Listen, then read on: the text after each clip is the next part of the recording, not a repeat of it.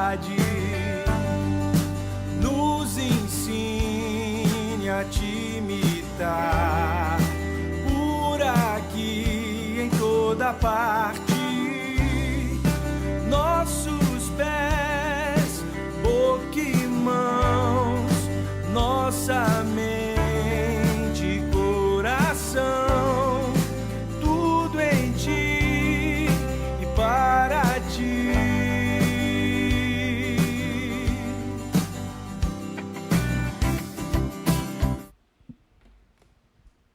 Bom dia, igreja. Tudo bem? Graça e paz.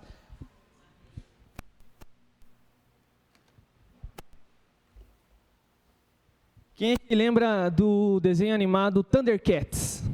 Lembra? Era da tua época, né, Pança? Estava fazendo uma pesquisa sobre os Thundercats e já fazem mais ou menos 40 anos que eles foram exibidos aqui no Brasil. Então o Joso já estava entrando na escola nessa época aí, né? Já estava na faculdade, já quase, né? O pastor Lucas, então, né, pastor? Já tinha perdido o cabelo. Mas os Thundercats, você lembra lá que tinha o líder deles, que era o Lion. Lembra dele? E a ferramenta, né, a arma que o Lion usava para combater os inimigos, o Amun-Ra lá, que era o grande inimigo dos Thundercats, era a espada justiceira. Lembra disso? E quando ele ia acionar a espada justiceira, ele tinha um lema. Quem lembra do lema da espada justiceira? Abre-te, Thundercats, oh! E ele falava, espada justiceira, dê-me a visão além do alcance, né? Ele usava lá o olho de Tandera, né, da espada para combater os inimigos, para lutar ali os vilões, enfim, e salvar o dia no episódio. Nessa manhã a gente vai meditar aí em como nós, enquanto cristãos e cristãs, temos que ter uma visão além do alcance também. Sobre como nós somos no mundo e de onde a gente estamos e qual é a nossa posição nos contextos em que Deus nos coloca. Só que diferentemente do Lion e dos Thundercats, a gente não usa uma espada mágica. Nós usamos o poder do Evangelho e o poder de Deus. Amém? Vamos orar mais uma vez, baixe sua cabeça. Senhor, estamos diante da sua palavra. Que o Senhor abra os nossos corações nesse momento, Deus, e que tudo que for dito, Deus, pela sua palavra, que possa mexer nos nossos corações, Deus. E nos ajuda, Senhor, a compreender aquilo que o Senhor tem para nós nessa manhã. Em nome de Jesus que oramos. Amém. Muito bem. Abra sua Bíblia em 1 Coríntios 9. Nós vamos ler, nesse primeiro momento, do versículo 19 até o versículo 23.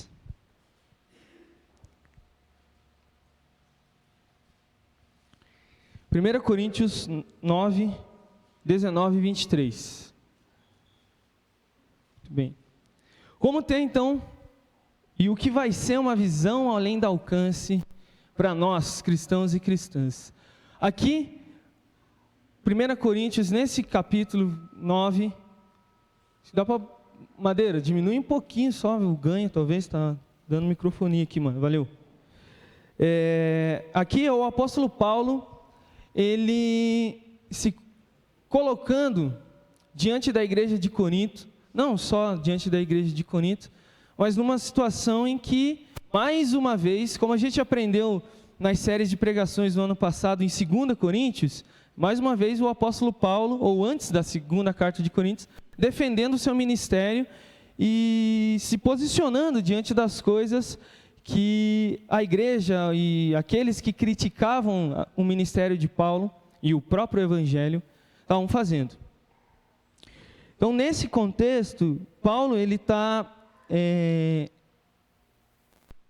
se posicionando diante daqueles que falavam que o evangelho ele tinha que ter um negócio, tinha que ganhar dinheiro e que o apóstolo Paulo estava se colocando como detentor ali das coisas e sendo meio soberbo dentro da igreja diante das coisas. Por isso que ele começa falando no versículo 19, assim, porque, sendo livre de todos, fiz-me escravo de todos, a fim de ganhar o maior número possível. Aqui, Paulo ele já começa colocando que em Cristo nós somos livres. Essa é a primeira coisa. Jesus Cristo, quando ele cumpre a missão de Deus, de vir para a terra, viver, morrer e ressuscitar em nosso favor. E quando nós entregamos as nossas vidas a Ele, Ele nos dá a liberdade. E a liberdade de fazer qualquer coisa. Mas olha só como o apóstolo Paulo vai exercer essa liberdade. Ele, sendo livre, se fez como escravo.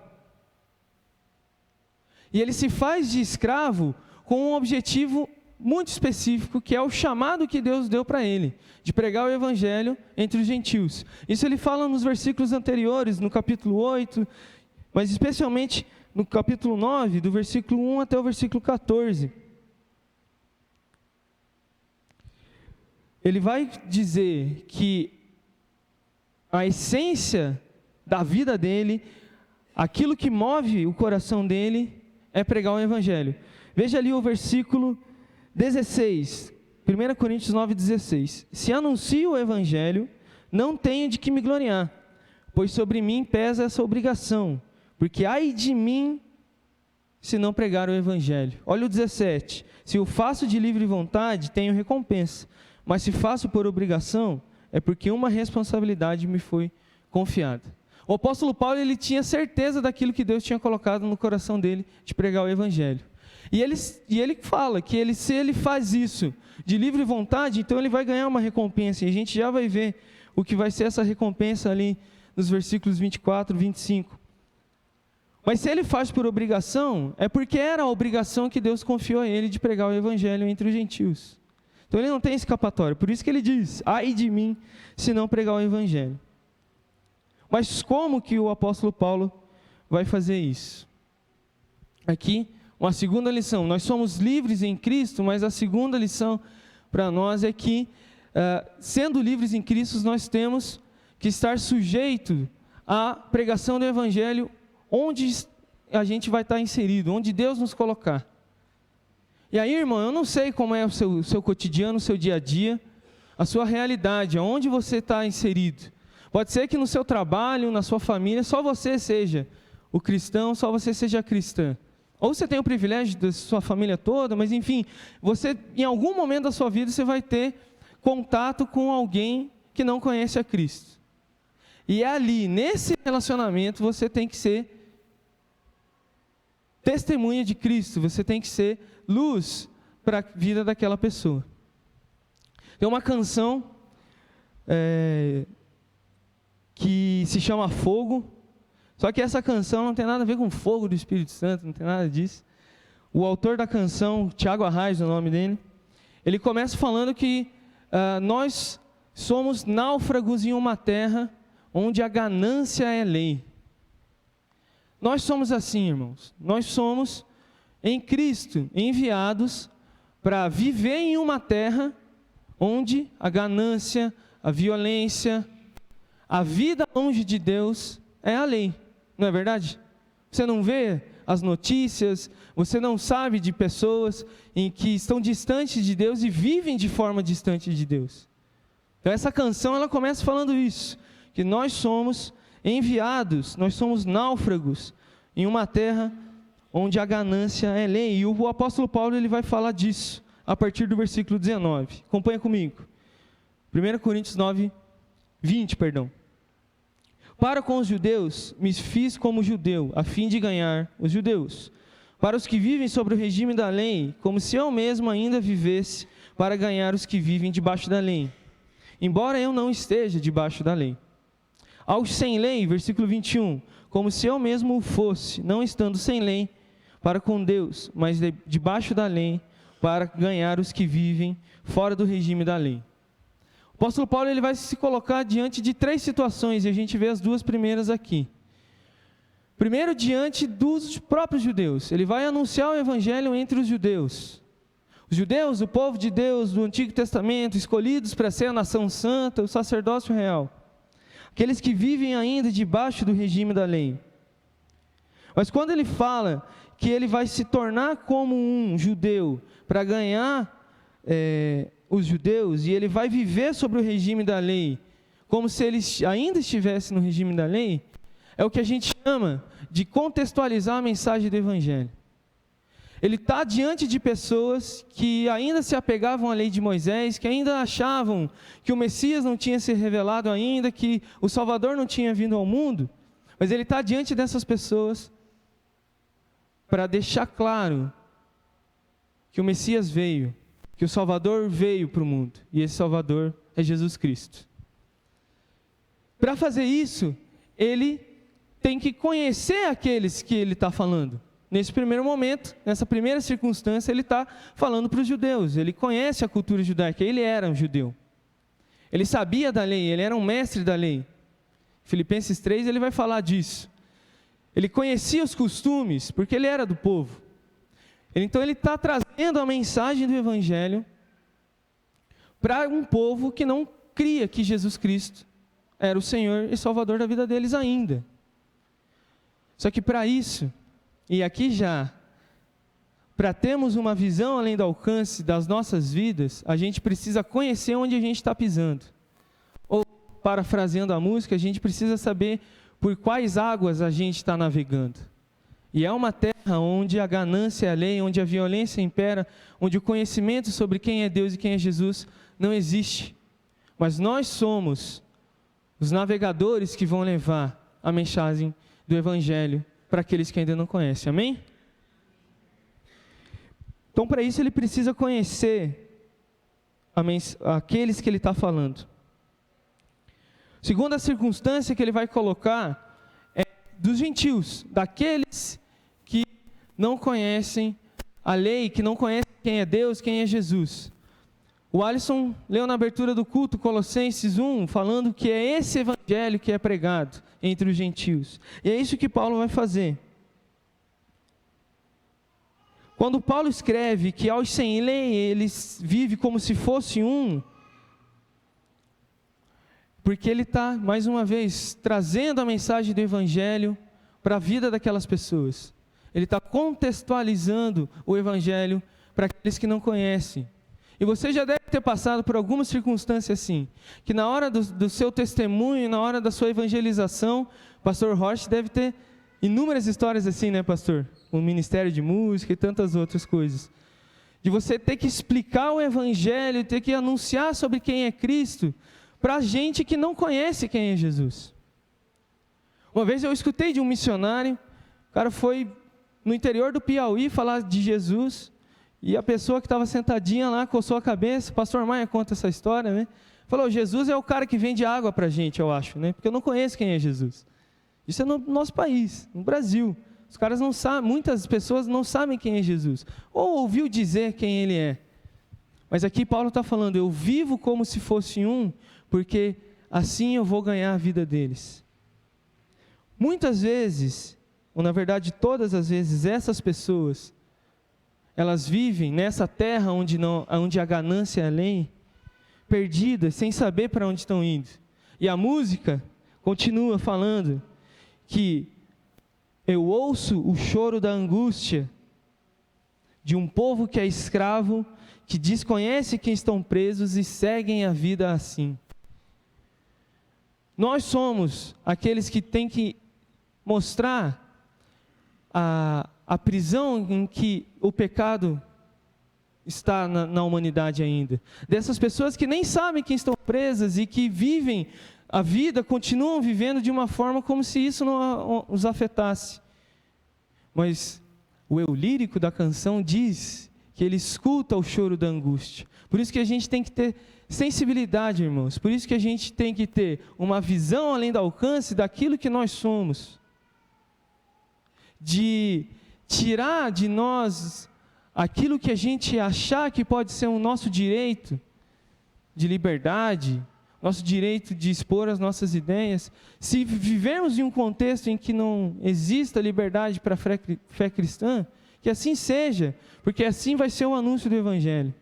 Esses dias eu estava lendo, onde mais a igreja cresce, onde mais pessoas são alcançadas pelo Evangelho, não é no nosso país, em que quase 60 milhões de pessoas professam a fé em Jesus. Não é nos Estados Unidos, onde historicamente o protestantismo se formou na cultura. Sabe onde é? Onde a igreja mais cresceu nos últimos 2 anos, irmãos? no Afeganistão. E você lembra o que aconteceu no Afeganistão em 2021? O Talibã tomou o poder, muitos cristãos tiveram que fugir do país, muita gente teve que sair do Afeganistão e ser refugiado pelo mundo todo. Mas é lá onde a igreja mais cresceu.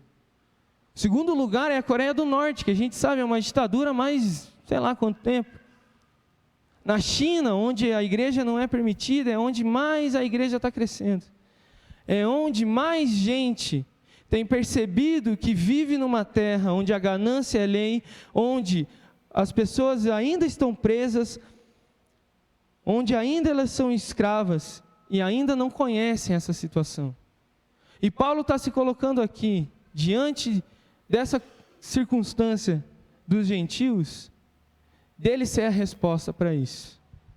E pode ser que eu e você sejamos a resposta para o nosso vizinho, para o nosso colega de trabalho, para o nosso familiar e parente, para o nosso amigo ou nossa amiga, que ainda não conhece a situação que ela está vivendo, escrava e perdida, vivendo num mundo de ganância. E nós somos a luz para arrancar a venda do pecado do olho dessa pessoa e revelar quem é Jesus. Nós temos que ser, irmãos e irmãs, a resposta disso, como Paulo está sendo. Por isso que ele se coloca como um judeu, por isso que ele se coloca como um gentil. E por isso que ele vai colocar também, no versículo 22, um terceiro tipo de gente. No versículo 22 ele diz que ele se faz fraco para com os fracos, a fim de ganhar os fracos. Esses fracos que ele está falando aqui, são os irmãos de 1 Coríntios 8, que são os fracos na fé ainda. Que o seu conhecimento sobre Jesus ainda é muito básico, ainda é muito fraco, não é um conhecimento profundo sobre quem é Jesus. E aqui ele se coloca como esse irmão, ele se coloca nessa circunstância de ser um fraco, justamente para que esse irmão não seja perdido. E nós muitas vezes temos a oposição ao contrário do que o apóstolo Paulo está falando.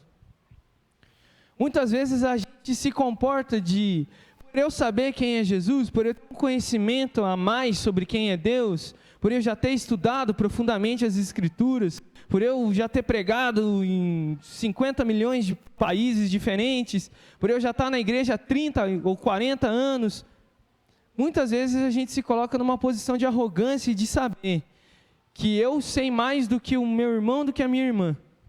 Mas Paulo está colocando justamente o contrário, de que ter uma visão além do alcance, saber onde você está inserido, significa também olhar para a necessidade do meu irmão e da minha irmã, de conhecer mais a Cristo, de usar o espaço da comunhão e da igreja, para que o corpo de Cristo seja edificado.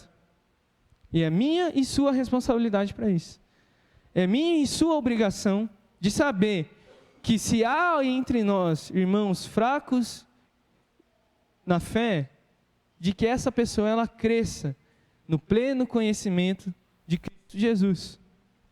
É minha e sua obrigação. Então nessas três circunstâncias, Paulo, falando por aqueles que conheciam a lei, mas que ainda não sabiam quem é Cristo, para aqueles que não sabiam quem é Cristo e não conheciam a lei, para aqueles que ainda são escravos nessa terra e que ainda vivem dessa forma, mas também para aqueles que ainda têm uma fé fraca, uma fé iniciante, uma fé que é presa em tradicionalismos, uma fé que é presa em superstições, uma fé que é presa em crendices, e que uma fé que acredita em qualquer coisa que é dita. Para essas três pessoas, Paulo vai dizer: eu vou me fazer como um para ganhar esses. Por isso que ele termina o versículo 22. Fiz-me tudo para com todos, a fim, de todos os modos, salvar alguns. Paulo tinha muito claramente o objetivo dele. Ele não fazia isso para ele mesmo se gloriar. Ele não fazia isso mesmo para ele ganhar dinheiro. Ele fazia isso para que o Evangelho de Cristo seja conhecido. Para aqueles que achavam que conheciam a Deus, para aqueles que não sabiam nada e para aqueles que estavam fracos na fé ainda. E é essa posição que nós temos que ter, irmãos. amor por vidas que não conhecem a Cristo, amor por pessoas que ainda estão presas no modo de viver distante de Deus, e levar o Evangelho para cada uma dessas pessoas. Paulo ele se coloca numa disposição de que os outros ganhem as coisas no lugar dele, de que ele abre mão dos seus direitos, que ele abre mão dos seus privilégios, que ele se coloca numa posição de nenhum tipo de arrogância para que o Evangelho seja conhecido, para que alguns sejam salvos. A gente não sabe quem vai ser. Quando a gente prega o Evangelho, a gente não tem certeza de quais pessoas serão salvas, porque isso não vem de nós, isso vem de Deus. E aí eu lembro da história, quarta-feira vai ser o dia aí lembrado da morte do Ayrton Senna, né, os 30 anos da morte dele. E eu lembro da história do último campeonato que ele venceu, uma corrida lá no Japão. Ele já estava com o título praticamente garantido já. Você deve lembrar dessa história. Quem estava vivo, eu não estava, né? Eu tive que pesquisar, né, obviamente. Que já na última volta, o Ayrton Senna estava liderando a corrida, né? E na última curva ele abre mais o carro e o companheiro de equipe dele, o Berger, esqueci o primeiro nome dele, Gerhard Berger, ele deixa o Berger passar para o Berger ganhar a corrida. O Berger não tinha vencido nenhuma corrida naquele campeonato. O Senna tinha ganhado a maioria. E ali, nas circunstâncias das posições, ali, o Senna já tinha garantido o título.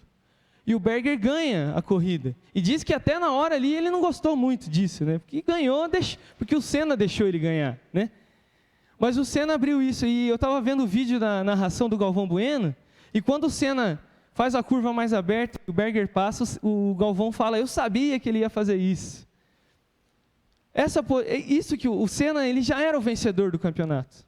Ele já tinha ganhado o título. Mas ele deixa o seu amigo pessoal, o Berger era amigo do Senna, companheiro de equipe, deixa o Berger ganhar uma corrida, para ele desfrutar também do primeiro lugar do pódio. E aí essa sensação, esse sentimento, também o Senna fez isso porque o Prost já não alcançava mais ele, né? Foi por isso também. Se o Prost tivesse ali, ele não ia ter feito, né? Mas fica a lição bonitinha da moral ali, né? Tá ligado? Mas é esse sentimento. Paulo está se colocando assim, ele está fazendo uma curva mais aberta para que outros ganhem.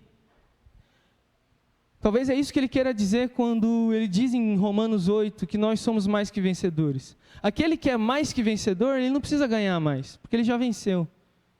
E nós já temos uma vitória. Nós já temos nós já somos mais que vencedores. E você toma posse da tua vitória, momento pentecostal.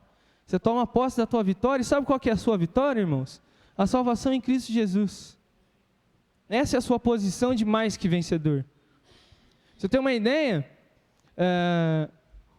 Fizeram uma estatística, por exemplo, só em uma outra comparação esportiva, que se o Pelé concorresse à bola de ouro, ele ia ter ganhado 8 vezes seguidas. E aí, tanto que eles deram um prêmio ao concurso para o Pelé. Ele era tão bom naquilo que ele fazia, que ele não podia concorrer com os outros. Senão ele ia ganhar sempre. Então, tirado.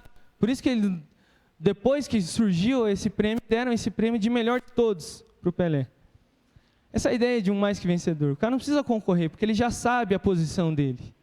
Paulo, ele já sabia a posição dele em Cristo, que ele era filho de Deus, que ele tinha sido perdoado por Cristo. Por isso que ele se faz como um escravo, por isso que ele se faz como um gentil, por isso que ele se faz como um fraco, porque ele já sabia que em Cristo ele já tinha essa posição.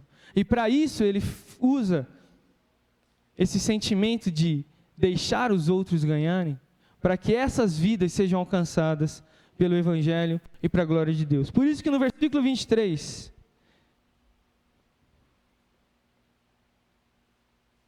ele diz, tudo faço por causa do Evangelho, para ser também participante dele. Paulo não fazia isso para a sua própria glória, Paulo não fazia isso para o seu próprio nome ser conhecido, mas fazia para que o nome de Jesus seja conhecido.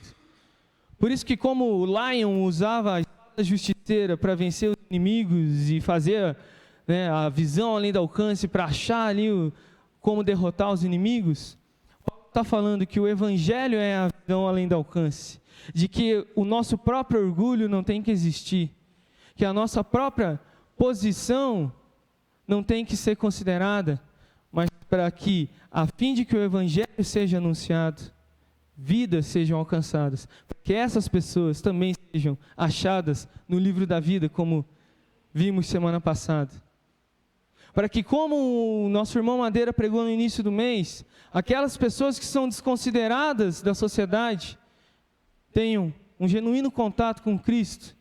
Ou como vimos com o Alisson, que pessoas que se julgavam como corretas, né, da sua fé, Jesus fala isso para Natanael, né, conheçam genuinamente quem é Jesus Cristo. Por isso que eu e você temos que abrir mão de quem nós somos, para que o evangelho seja manifestado entre nós, para que o nome de Cristo seja conhecido, para que a gente participe da maravilhosa missão de Deus, para que o nome de Jesus seja conhecido entre tantas pessoas. Por isso que aí, no versículo 24, até o versículo 27, Paulo vai comparar esse esforço de abrir mão de si mesmo, vai se colocar como um atleta que compete para que essa caminhada, essa jornada, ela seja feita com um objetivo específico, que é o anúncio do Evangelho. Só que diferentemente de uma competição, e Paulo fala ali, vocês não sabem no versículo 24, que os que correm no estádio, todos correm, mas só um leva o prêmio? Tipo o Senna e o Berger na corrida. Correm de tal maneira que, corram, ele fala, né? Corram de tal maneira que ganhem o prêmio. Todo atleta em tudo se domina, aqueles para alcançar uma coroa corruptível, nós, porém, a incorruptível. O que Paulo está falando? Que os atletas, você sabe disso, né? Esses dias eu estava falando com o Renan, né, Renan? Sobre o treinamento que um piloto de Fórmula 1 tem que ter sobre o domínio do corpo dele para fazer a corrida ali. Estava falando com a Vivi, né, Vivi? Os caras correm numa máquina que alcança velocidades de mais de 300 por hora. Né? A força que os caras têm que ter no pescoço, né, o controle ali, até sobre, né, evacuar a urina, enfim, um treinamento muito específico para conseguir competir e ganhar a corrida. Só que a nossa corrida, diferentemente dos atletas das Olimpíadas na antiguidade, quando Paulo está comparando, ou dos pilotos da Fórmula 1 hoje em dia, a nossa corrida não vai ser um só que vai ganhar o prêmio. A nossa coroa incorruptível é o selo do Espírito Santo em nossas vidas, é a salvação e a vida eterna que ganhamos por meio de Jesus Cristo. A nossa corrida não é sobre quem vai chegar em primeiro lugar, mas é para que muitos cheguem a esse lugar. A nossa corrida, ela não envolve se eu vou ganhar, se o Cláudio vai ser o primeiro, se o Joso vai ser o primeiro, se o Renan, mas envolve que eu, o Joso e o Renan cheguemos a esse lugar. Por isso que Paulo vai se fazer como fraco, por isso que ele vai se fazer como judeu, por isso que ele vai abrir mão de quem ele é, para que muitos cheguem nesse lugar também. E aí a música, aquela que eu estou citando, ela continua falando: põe o fogo no que resta da minha embarcação, para que eu não seja tentado a abandonar a missão. Nós temos que queimar as nossas embarcações, nosso próprio orgulho, para que a gente não tenha em nós o orgulho de achar que eu e você somos bons o suficientes para qualquer coisa que a gente faça. Para que a missão de levar o Evangelho, ela continue em mim e em você. Mas não por mim e nem por você, mas para que o nome de Jesus Cristo seja anunciado. E aí Paulo continua: assim corro também eu, no versículo 26. Não sem meta, assim luto, como desferindo, não como desferindo golpes no ar. Paulo, ele não saía à torto e à direita aí fazendo qualquer coisa. Ele tinha um objetivo claro na sua vida. Ele tinha um objetivo claro de pregar o Evangelho, de saber que a vida dele foi chamada por Deus, capacitada pelo Espírito Santo, para que vidas fossem alcançadas. Mas para isso, ele queimou as suas embarcações. Abre lá em Filipenses 3, no versículo 8. A gente vai ler agora do versículo 8 até o versículo 11. Olha só como Paulo queimou a embarcação dele para que ele não fosse tentado a abandonar a missão. Na verdade, considero tudo como perda, por causa da sublimidade do conhecimento de Jesus, meu Senhor. Por causa dele, perdi todas as coisas e as considero como lixo, para ganhar a Cristo. E ser achado nele, não tendo justiça própria, como quem procede da lei, mas aquela que é mediante a fé em Cristo, a justiça que procede de Deus, baseada na fé. O que eu quero é conhecer a Cristo e o poder da sua ressurreição, tomar parte nos seus sofrimentos e me tornar como um com ele na sua morte, para que de algum modo alcançar a ressurreição dentre os mortos. Aqui Paulo não está falando da salvação nos méritos dele, ele está falando que tudo provém de Deus, a fé, a salvação, a remissão, a redenção dos pecados. E ele considera tudo o que ele era como perda para que ele ganhe a Cristo. E ganhar a Cristo significa também anunciar o Evangelho. Também significa renunciar a si mesmo para que outros conheçam a Cristo. Essa tem que ser a nossa posição. E no versículo 27, ele vai dizer: mas esmurro o meu corpo e o reduzo à escravidão. Isso de 1 Coríntios 9. Para que, tendo pregado a outros, não venha eu mesmo a ser desqualificado. Aqui quando ele fala de não ser desqualificado, não é perder a salvação, irmãos, mas é não cumprir aquilo que Deus o capacitou e o chamou, que é pregar o Evangelho.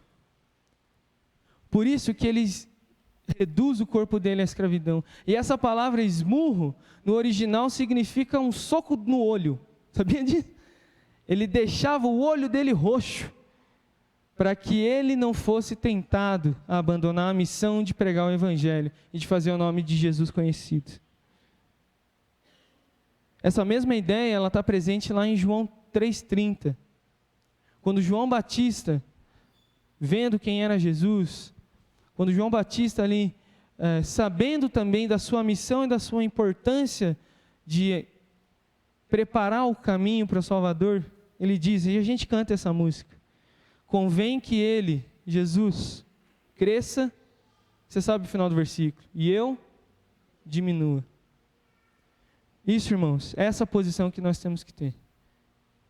De reduzir o nosso corpo à escravidão, de tirar o nosso próprio orgulho e deixar que o Evangelho inunda o nosso coração, para que a gente navegue em águas onde a ganância é lei, onde as pessoas ainda são escravas e nem sabem dessa condição, mas para que naveguemos em águas onde há essa condição de pecado, mas que em Cristo a gente leve o Evangelho.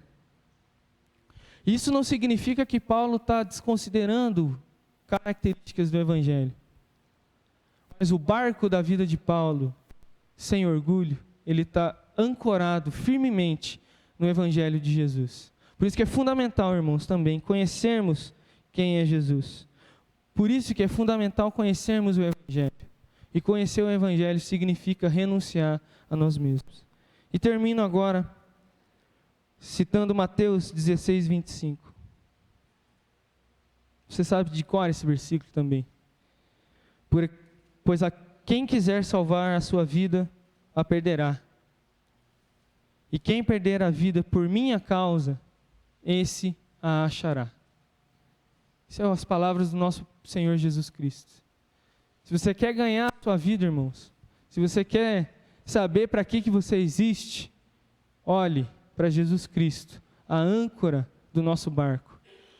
Para que aí sim, a sua vida vai ser navegada pela presença de Jesus Cristo. E onde você e eu formos, o Evangelho irá também, e vidas serão conhecidas. Amém? Vamos ficar em pé?